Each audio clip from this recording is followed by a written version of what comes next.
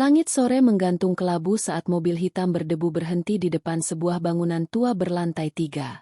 Di balik jendela kaca yang sebagian pecah, tulisan, Hotel Melati Indah, masih tergantung miring, seolah ikut menyerah pada waktu. Di hadapan bangunan itu, berdiri seorang gadis muda dengan rambut diikat rapi. Wajahnya teduh namun menyimpan luka yang belum sembuh. Namanya Kayla. Kayla baru saja kembali dari Jakarta setelah 7 tahun merantau, menapaki dunia perhotelan seperti keinginan ibunya dulu. Namun, kini ia pulang bukan karena rindu, melainkan karena ibunya telah tiada, dan warisan satu-satunya yang tersisa adalah hotel tua ini. Hotel itu dulu sempat berjaya di masa 90-an, menjadi tempat istirahat favorit para pelancong yang singgah di desa wisata Bukit Sejuk. Tapi sejak ibunya jatuh sakit 5 tahun lalu, hotel itu kehilangan sentuhan cinta yang dulu membuatnya hidup. Kini bangunannya kusam, stafnya hanya tinggal segelintir orang, dan pelanggannya bisa dihitung dengan jari. Ini hotel warisan ibu, gumam Kayla pelan sambil menatap bangunan itu dengan mata berkaca-kaca. Di dalam, suasana tak jauh berbeda. Meja resepsionis kosong, kursi ruang tunggu berdebu, dan suara TV tua terdengar dari ruang staf. Saat ia masuk, satu-satunya orang yang menyambutnya adalah Pak Roni, manajer hotel yang sudah bekerja sejak Kayla kecil. Kayla? Ya Tuhan, sudah besar kamu. Maaf ya, kami belum sempat bersih-bersih. Kami kira kamu baru datang besok. Katanya gugup. Kayla hanya tersenyum lemah. Ia tidak menjawab, hanya memandangi sekeliling hotel yang dulunya penuh kehidupan. Di malam harinya, Kayla duduk di kamar lamanya, membuka buku harian ibunya yang ditemukan di laci tua. Halaman-halaman usang itu penuh dengan mimpi. Ingin membangun taman kecil di belakang hotel, mengadakan festival desa tahunan, melatih warga lokal jadi staf hotel profesional. Namun semuanya berhenti di halaman yang tertanggal 3 bulan sebelum ibunya wafat. Di situ, hanya tertulis satu kalimat. Kalau Kayla pulang suatu hari nanti, aku harap dia tahu betapa berharganya tempat ini. Kayla memejamkan mata. Napasnya dalam. Ia tahu tempat ini bukan sekadar bangunan. Ini adalah kenangan. Ini adalah cinta ibunya yang belum selesai. Pagi pertama Kayla di Hotel Melati Indah dimulai dengan suara ayam kampung dan pintu kayu yang berderit. Ia turun ke lobi dengan rambut diikat seadanya, mengenakan kaos polos dan celana panjang. Matanya menelusuri ruang resepsionis yang kini tampak lebih muram daripada tadi malam. Dari balik meja resepsionis muncul seorang gadis muda berusia sekitar 20-an awal, tampak malas-malasan menyapu lantai. Ia berhenti saat melihat Kayla. Tamu ya, Mbak? Tanyanya cepat. Kayla terdiam sejenak. Inilah momen yang tidak direncanakannya malam tadi. Jawaban keluar begitu saja dari mulutnya. Iya, saya tamu. Wajah si gadis langsung berubah ramah. Wah, maaf ya kalau kotor. Jarang ada tamu soalnya. Namanya siapa, Mbak? Kayla. Jawabnya singkat. Gadis itu memperkenalkan diri sebagai Rina. Resepsionis merangkap tukang bersih-bersih dan kadang-kadang juga juru masak jika tamu ingin makan. Rina terlihat ceria, tapi dari cara ia menjawab, Kayla bisa membaca satu hal. Semua yang bekerja di hotel ini tampaknya hanya bertahan karena kebutuhan, bukan karena cinta pada tempat ini. Pak Roni mana? Tanya Kayla pura-pura asing. Belum datang. Biasanya baru muncul jam 10. Kadang siang. Hotel ini emang gitu, Mbak? Ente. Kalimat itu menancap tajam di hati Kayla. Santai? Tidak. Hotel ini sedang sekarat. Ia mencatat diam-diam. Manajer tak disiplin, staf minim, dan pelayanan buruk sejak awal tamu datang. Ia bisa saja langsung mengumumkan bahwa dialah pemilik baru. Tapi hatinya berkata, tidak. Belum sekarang. Di meja makan belakang hotel, ia mendengar dua staf berbincang. Salah satunya lelaki tua bertubuh besar. Satunya lagi pemuda kurus yang sibuk memainkan ponsel. Kalau si Kayla itu beneran mau ngurus hotel, kita bisa kena PHK, bro. Ujar si tua, Pak Jatmiko, penjaga malam. Udah jelaslah. Siapa juga yang mau lanjutin hotel bangkrut beginian? Mending dijual aja buat toko swalayan. Desa juga butuh tempat belanja modern. Timpal si pemuda bernama Danu, teknisi hotel yang lebih sering nongkrong daripada memperbaiki. Kayla mendengar semua itu dari balik dinding. Hatinya panas, tapi wajahnya tetap tenang saat muncul dan berpura-pura minta tolong mengangkat koper ke kamar. Maaf, saya butuh 1 koper, saya dibawa ke lantai 2. Bisa bantu, Mas? Danu menatap malas, lalu berdiri dengan enggan. Iya, tamu pertama bulan ini. Masa nggak dilayani? Kayla tersenyum kecil. Ia kini tahu bahwa bukan hanya bangunannya yang harus dibenahi, tapi juga orang-orang di dalamnya. Ia tahu tugasnya tidak akan mudah. Tapi satu hal sudah ia putuskan. Ia akan menyelami hotel ini dari mata para tamu. Ia akan menyamar, mengamati, dan memperbaiki dari dalam. Karena sebelum memperbaiki hotel warisan ibunya, ia harus lebih dulu mengerti apa yang membuatnya rusak. Hari ketiga Kayla menyamar sebagai tamu, dan semakin banyak ia melihat, semakin nyeri rasanya dada. Hotel Melati Indah bukan hanya kehilangan kilau, tapi juga kehangatan yang dulu menjadi ciri khasnya. Ia mencoba menikmati sarapan yang hanya berupa roti tawar dingin dan kopi hitam pahit yang diseduh seadanya oleh Rina. Kami nggak masak lagi sekarang, Mbak. Nggak ada yang mau. Lagian tamunya juga jarang, ucap Rina sambil tersenyum kikuk. Kayla hanya mengangguk. Namun hari itu, sesuatu terjadi, hal yang menjadi titik pemicu perubahan besar dalam dirinya. Siang itu datang seorang tamu pria setengah baya. Wajahnya lelah dan matanya merah seperti habis menangis. Ia bernama Pak Surya, seorang ayah dari kota yang sedang mencari anaknya yang kabur dari rumah. Saya hanya butuh tempat semalam. Kamar yang paling murah pun tak apa, katanya lirih pada Rina. Sayangnya, kamar-kamar murah sudah tak layak huni. Dan Pak Roni, yang kebetulan baru datang saat itu, hanya menjawab dingin. Kalau tak ada uang cukup, kami tak bisa bantu, Pak. Kayla yang mendengar itu dari balik tangga tercekat. Hatinya menolak. Hotel ini dulu selalu menjadi tempat singgah bagi siapa saja yang butuh tempat tinggal sementara, bukan tempat yang memperlakukan tamu seperti beban. Kalau boleh saya usul, ujar Kayla menyela. Kamar nomor 7 di lantai 2 masih cukup layak. Saya semalam tidur di sana, dan menurut saya masih cukup nyaman. Pak Roni menoleh tajam. Mbak, ini siapa? Kayla tersenyum sopan. Tamu yang peduli saja. Pak Surya pun akhirnya mendapat kamar itu. Gratis. Kayla diam-diam meminta Rina menyerahkan uang sewanya padanya, tanpa memberitahukan siapa yang sebenarnya membayar. Ia tidak ingin membocorkan identitasnya. Belum. Malam itu, Kayla duduk sendiri di halaman belakang hotel, memandangi lampu-lampu desa yang mulai redup satu persatu. Pak Surya datang menghampiri, membawakan sebungkus roti isi dari warung terdekat. Terima kasih, Nak, katanya pelan. Saya tidak tahu harus tidur di mana tadi, kalau bukan karena kamu. Kayla nyaris menangis. Ia melihat pantulan ibunya dalam mata lelaki itu. Keramahan, welas asih, dan keyakinan bahwa hotel ini pernah menjadi tempat untuk mereka yang tak punya tempat. Setelah Pak Surya masuk ke kamar, Kayla mencatat satu hal penting di buku kecilnya. Hotel ini harus kembali menjadi tempat yang ramah. Bukan sekadar tempat tidur, tapi tempat yang membuat orang merasa aman, walau hanya semalam. Tapi niat baiknya segera mendapat perlawanan. Keesokan harinya, Pak Roni memanggil Rina dan Danu. Ia membawa selembar kertas cetak ulasan daring yang baru muncul pagi itu. Pelayanan buruk, kamar berdebu. Tapi untung ada satu gadis yang peduli. Kalau bukan karena dia, saya akan tidur di jalan. Tulis Pak Surya di aplikasi pemesanan online. Mata Pak Roni membelalak. Siapa perempuan ini? Rina dan Danu saling melirik. Dan sejak saat itu, Kayla tahu, penyamarannya sudah mulai menimbulkan kegaduhan. Suasana hotel mendadak tegang setelah ulasan positif dari Pak Surya menyebar.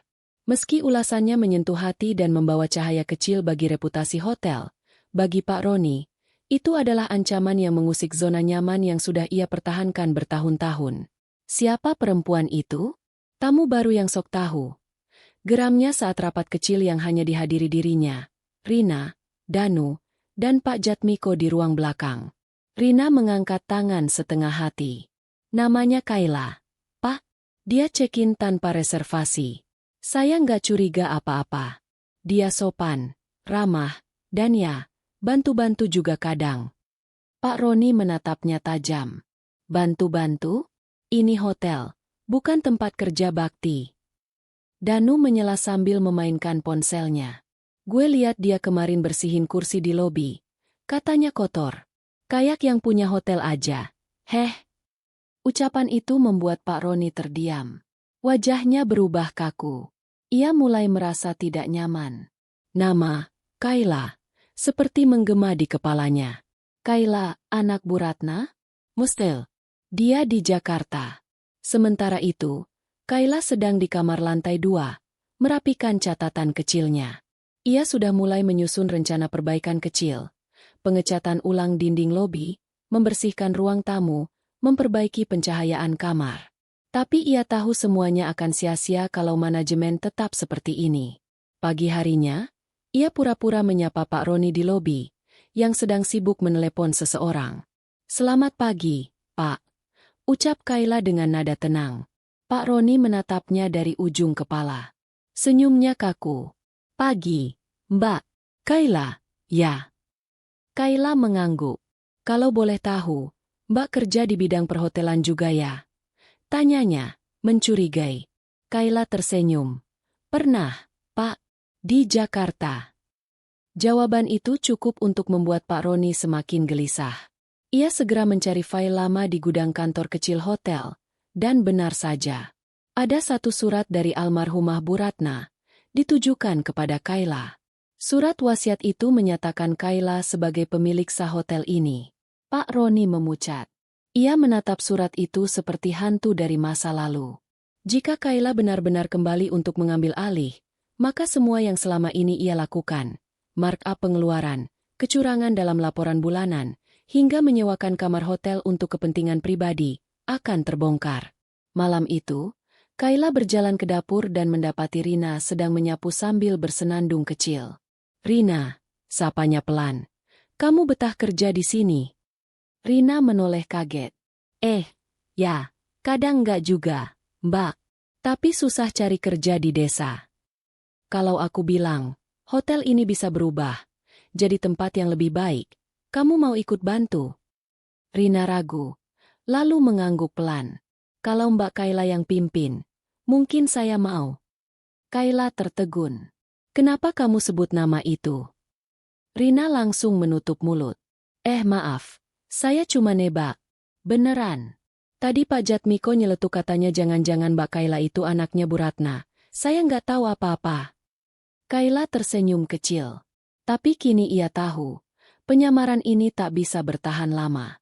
Besok pagi, ia akan mulai langkah pertama, dan mungkin, mengungkap siapa dirinya sebenarnya.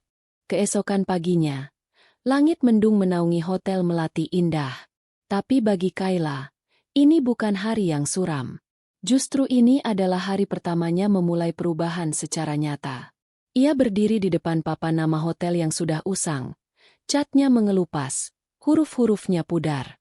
Dengan cat semprot dan masker di wajah, ia mulai menyemprot ulang huruf demi huruf. Rina yang melihat dari jendela, segera keluar. Mbak seriusan mau ngecat sendiri? Kalau bukan kita yang mulai, siapa lagi? Jawab Kayla. Tak lama, warga desa yang lewat mulai melirik. Beberapa berhenti dan mengangguk pelan. Sebagian justru bergumam heran. Hotel sepi gitu, masih semangat aja ya yang ngurus. Danu lewat sambil naik motor. Melirik tajam lalu mendengus. Ia langsung menuju Pak Roni, yang sedang duduk di ruang kantor kecilnya sambil merokok. Pak, si cewek itu makin ngawur. Sekarang ngecat-ngecat segala depan hotel. Pak Roni tampak gelisah. Ia sudah tahu siapa Kayla, tapi belum berani bertindak. Biarkan saja. Dia cuma cari perhatian. Kita lihat saja berapa lama dia tahan. Namun Kayla tidak sekadar cari perhatian.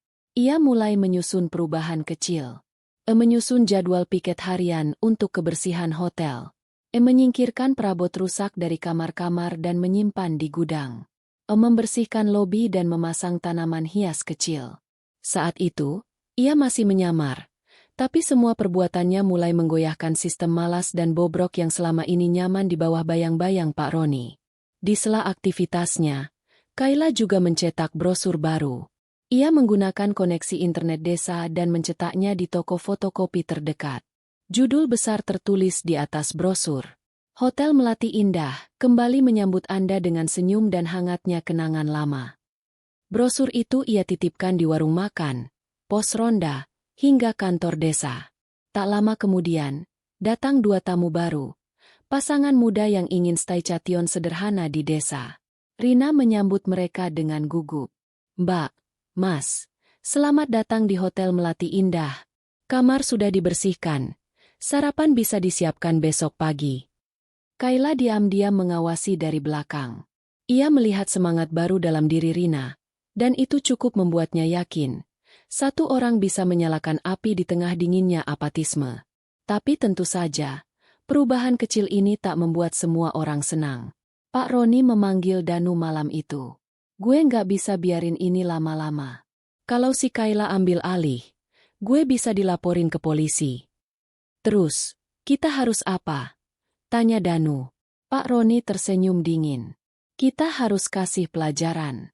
Biar dia tahu, enggak semua orang suka perubahan." Malam turun dengan tenang. Kayla baru saja menyelesaikan pengecekan kamar-kamar yang akan disiapkan untuk akhir pekan. Sudah ada 3 tamu yang melakukan pemesanan lewat aplikasi, sebuah peningkatan pesat dibanding minggu-minggu sebelumnya. Ia menulis catatan kecil di ponselnya. 3 kamar terisi. Ini awal yang baik.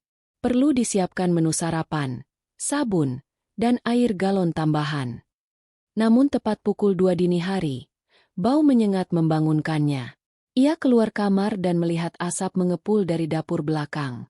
Rina juga keluar kamar sambil menutup hidung. "Mbak, api di dapur." Kayla langsung berlari. Api kecil muncul dari tumpukan kardus bekas di sudut dapur. Untungnya, Rina cepat mengambil ember dan menyiram api hingga padam. Beberapa staf yang tinggal di hotel terbangun dan mulai berkumpul. Danu datang terakhir, memasang wajah kaget. "Apa-apaan ini? Kebakaran." Kayla memeriksa sisa kardus dan mendapati sumbu bekas lilin menyala yang masih hangus setengah. "Ini bukan kecelakaan," ucapnya pelan tapi tegas. "Seseorang mencoba membakar dapur." Pak Roni muncul belakangan dengan baju tidur rapi. Terlalu rapi untuk seseorang yang baru saja terbangun dari tidur. "Kenapa ribut-ribut tengah malam begini?" tanyanya. "Dapur hampir terbakar, Pak," kata Rina. Pak Roni menggeleng. "Hati-hati naruh barang. Mungkin kalian lupa matikan lilin atau kompor." Kayla menatapnya tajam. Ia tahu betul tidak ada yang menyalakan lilin malam itu. Besok paginya, Kayla mulai menyadari siapa yang sedang ia hadapi. Ini bukan hanya tentang memperbaiki hotel, tapi melawan sistem yang sudah terlalu nyaman dalam kejahatan kecil yang berlangsung lama. Ia duduk di bawah pohon depan hotel bersama Pak Jatmiko, satpam lama yang kini hanya bertugas setengah hari. "Pak, boleh tanya?" katanya hati-hati. "Boleh, Mbak Kayla," jawab Pak Jatmiko tanpa basa-basi. Kayla terdiam sejenak. Ia baru menyadari, Pak Jatmiko menyebut namanya. Padahal ia belum pernah memberitahu secara langsung. "Bapak tahu saya siapa?" Pak Jatmiko tersenyum pelan. "Saya jaga hotel ini dari zaman almarhumah ibu.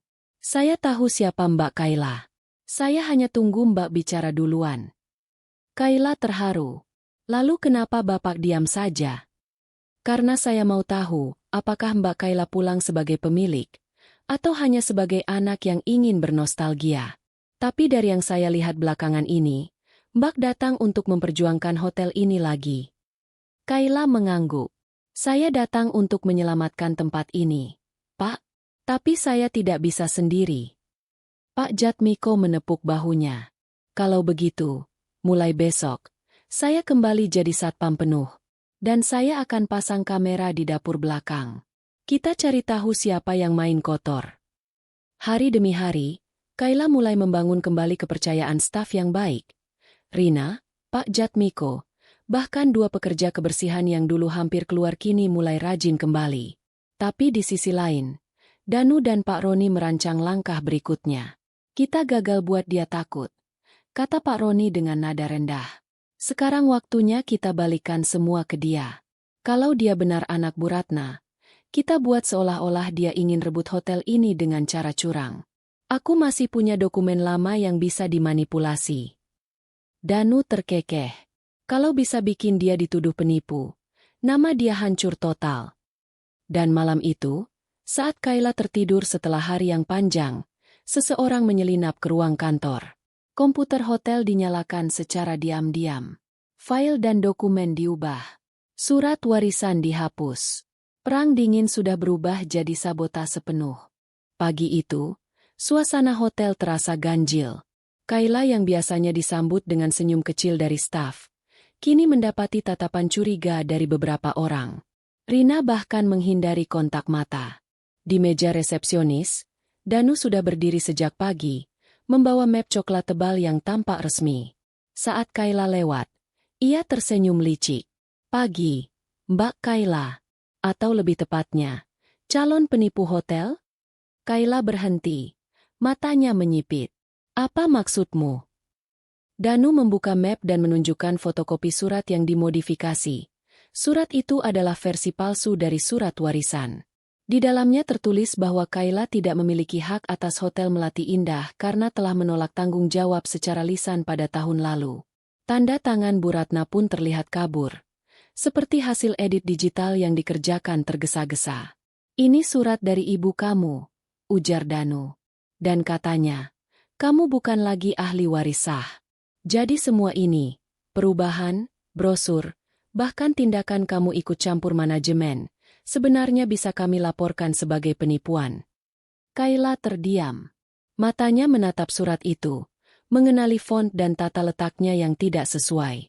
Ia sadar, ini manipulasi. Tapi siapa yang percaya padanya sekarang? Pak Roni masuk lobi, membawa dua orang dari Dinas Pengelolaan Aset Daerah. Sesuai prosedur, jika terjadi konflik waris, pengelolaan harus dibekukan sementara, ucap salah satu petugas. Dan Mbak Kayla, Anda dilarang melakukan aktivitas operasional sampai proses klarifikasi selesai. Kayla terpukul.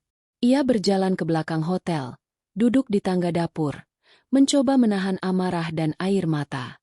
Di situ, Pak Jatmiko datang, membawa amplop lusuh. Mbak, ini surat wasiat asli dari ibu kamu, katanya pelan. Saya simpan sejak beliau meninggal. Saya takut kalau saya serahkan terlalu awal, akan dihancurkan oleh orang-orang seperti Pak Roni. Kayla membuka amplop itu dengan tangan gemetar. Tulisan tangan ibunya jelas. Di dalamnya tertulis bahwa Kayla adalah pemilik sah satu-satunya hotel ini, ditandatangani lengkap dan disahkan oleh notaris. Air mata Kayla jatuh. Tapi kali ini bukan karena putus asa. Pak, saya tidak akan diam lagi. Malam itu, ia menelepon seorang pengacara muda bernama Randy, teman kuliahnya dulu yang kini bekerja di lembaga bantuan hukum. Kayla mengirimkan salinan surat asli, juga hasil foto CCTV dari dapur yang baru dipasang oleh Pak Jatmiko, yang memperlihatkan Danu menyelinap ke ruang kantor beberapa malam lalu. Besok pagi, kita ke kantor desa, kata Randy di ujung telepon. Dan kita akan bersihkan nama kamu. Keesokan paginya, suasana hotel kembali ramai, tapi bukan oleh tamu, melainkan oleh kerumunan warga dan beberapa staf yang penasaran. Di hadapan kepala desa, Kayla menunjukkan surat asli dan video bukti manipulasi. Pak Roni pucat. Danu berdalih. Tapi semuanya sia-sia. Kepala desa hanya berkata tegas. Mulai hari ini, kendali hotel dikembalikan kepada Kayla Ratna Dewi. Dan kasus pemalsuan dokumen akan saya teruskan ke pihak berwenang. Hari itu, langit biru menaungi halaman depan Hotel Melati Indah. Papan nama hotel yang sudah dicat ulang kini berdiri tegak dan bersih, seakan menyambut era baru.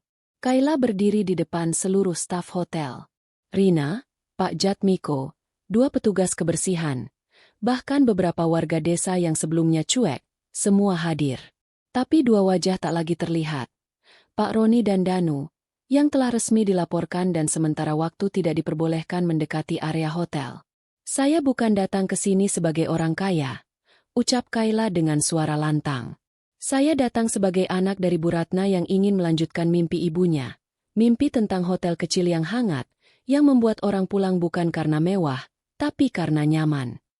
Semua terdiam, tapi pandangan mereka berbeda. Kali ini bukan curiga, tapi percaya. Setelah pidato singkat itu, Kayla dan Randy menuju ruang kantor. Mereka membuka kembali semua data hotel yang selama ini dikunci rapat oleh Pak Roni. Ternyata ditemukan dana masuk yang tidak pernah dicatat dalam buku keuangan. Tanda tangan staf yang dipalsukan untuk keperluan fiktif. Surat-surat kerjasama palsu dengan perusahaan rental dan catering bayangan. Kayla memejamkan mata sesaat. Semua ini lebih rusak dari yang ia bayangkan. Tapi kini ia tak takut lagi. Dengan dukungan Randy, ia melapor ke kepolisian dan Dinas Pariwisata Kabupaten. Proses hukum berjalan. Sementara itu, ia langsung menyusun tim kerja baru. Erina diangkat sebagai koordinator pelayanan dan tamu. Pak Jatmiko diberi wewenang untuk menangani keamanan dan pemeliharaan bangunan. Dua staf kebersihan dilatih untuk menangani standar sanitasi baru. Kayla juga menghubungi beberapa influencer lokal yang sempat ia kenal semasa kuliah. Ia undang mereka untuk menginap gratis selama 1 malam dan membuat konten positif tentang hotel. Hasilnya mengejutkan. Video dengan judul, Hotel Warisan Ibu, sekarang bangkit lagi. Viral di media sosial. Pemesanan mulai berdatangan. Turis lokal dari kota-kota terdekat penasaran dan mulai berdatangan ke desa. Namun, di tengah kebangkitan itu, sebuah surat datang. Surat itu berasal dari pengacara keluarga Pak Roni, yang mengklaim bahwa Pak Roni memiliki bagian dalam pembelian tanah hotel puluhan tahun lalu. Ini cara terakhir mereka menyerang, kata Randy sambil membaca dokumen itu. Kayla tersenyum tipis. Kalau mereka main hukum, kita ladeni. Tapi kali ini, kita siap. Proses hukum berjalan lambat. Seperti yang sudah diduga Randy. Gugatan dari pihak Pak Roni menyeret masa lalu Hotel Melati Indah ke dalam persidangan. Di meja hijau, segala dokumen lama diperiksa ulang. Namun satu hal membuat Kayla yakin, ia tidak lagi berjuang sendiri. Randy berdiri di depan hakim dengan tenang. Yang mulia, kami telah memiliki catatan jual beli tanah asli dari tahun 1995 yang menyatakan seluruh kepemilikan lahan dan bangunan atas nama Ibu Ratna. Tidak pernah ada keterlibatan atas nama Bapak Roni Setiawan dalam proses tersebut, kecuali sebagai saksi. Hakim membaca dokumen itu dengan saksama, lalu menatap pengacara pihak lawan. Apakah ada bukti yang bisa membantah keterangan ini? Pihak lawan bungkam. Dan akhirnya, gugatan itu dicabut. Nama Kayla sah sebagai pemilik tunggal hotel. Sementara itu, di desa, suasana mulai berubah. Warga yang semula tidak peduli mulai ikut bangga. Beberapa anak muda datang menawarkan diri jadi pekerja paruh waktu. Petani lokal mulai memasok bahan makanan segar untuk dapur hotel. Suatu sore, Kayla duduk di bangku kayu depan kamar 5, kamar kesukaan almarhumah ibunya. Di tangannya, segelas teh melati hangat. Di sampingnya, Rina duduk sambil memegang ponsel yang berisi grafik pemesanan kamar. Mbak, minggu depan penuh. Semua kamar. Bahkan ada yang mau booking untuk acara ulang tahun pernikahan. Kayla tersenyum lelah, tapi hangat. Kamu ingat waktu pertama kali aku datang ke sini? Rina tertawa kecil. Waktu Mbak bilang mau jadi tamu biasa? Saya kira Mbak ini orang kota yang nyasar. Ternyata aku memang nyasar, ucap Kayla pelan. Tapi nyasar ke rumah sendiri. Sore itu, suasana hotel terasa berbeda. Lebih damai, lebih hidup. Namun tak lama kemudian, datang seorang tamu tua. Ia turun dari mobil dengan tongkat, mengenakan batik sederhana dan wajah ramah. Resepsionis muda menyambutnya. Selamat sore, Pak. Ada yang bisa kami bantu? Orang tua itu tersenyum dan berkata, saya ingin bertemu dengan Kayla Ratna Dewi. Tolong bilang, saya teman lama ibunya. Kayla mendekat, dan lelaki itu tersenyum hangat. Kamu mirip sekali dengan ibumu, tahu? Dari tamu tua itu, Kayla mendapat banyak kisah yang tak ia ketahui tentang masa muda ibunya, tentang awal mula hotel ini dibangun, dan juga tentang para tetangga yang dulu membantu mengecat dinding hotel bersama-sama. Kisah lama itu menyentuh hatinya. Malamnya, Kayla menulis di jurnal. Warisan bukan soal bangunan, tapi tentang kenangan, perjuangan, dan kebaikan yang ditanam diam-diam. Hari ini aku bersyukur karena memilih untuk tidak menyerah. Pagi itu, sinar mentari menembus jendela kamar Kayla. Suara burung dan kicauan anak-anak di halaman hotel mengiringi hari yang cerah. Kayla berdiri di balkon lantai 2, memandang ke arah taman kecil yang mulai tumbuh bunga-bunga liar, warna-warni seperti harapan baru. Hotel Melati Indah kini bukan hanya bangunan tua, tapi rumah bagi banyak orang. Di bawah, Rina sedang mengatur meja sarapan dengan ceria, dan Pak Jatmiko membersihkan halaman dengan penuh semangat. Tamu-tamu mulai berdatangan. Wajah mereka penuh rasa penasaran dan kehangatan. Kayla turun ke lobi dan disambut dengan pelukan hangat dari para staf. "Selamat, Mbak," kata Rina sambil tersenyum. "Hotel kita sudah benar-benar hidup lagi." Kayla menatap sekeliling, menyadari semua kerja keras yang telah dilakukan. Air mata haru menggenang di matanya. Tiba-tiba, pintu lobi terbuka dan masuklah sosok pria muda, Randy, pengacara sekaligus sahabat setianya. "Kau berhasil, Kayla," katanya sambil mengangkat satu botol sampanye. "Ini untuk masa depan hotel dan untuk semua mimpi yang baru mulai." Mereka merayakan bersama, tapi di balik kegembiraan itu, Kayla tahu perjuangan tidak akan berhenti. Ia siap menjaga warisan ibunya, bukan hanya sebagai pemilik, tapi juga sebagai penjaga kenangan dan penyambung harapan. Sebelum malam tiba, Kayla duduk di ruang tamu, membuka album foto lama yang diberikan oleh tamu tua hari itu. Ada foto ibu dan ayahnya saat masih muda. Ada juga foto-foto kecil hotel saat dibangun. Ia tersenyum dan berbisik, "Ibu, aku di sini.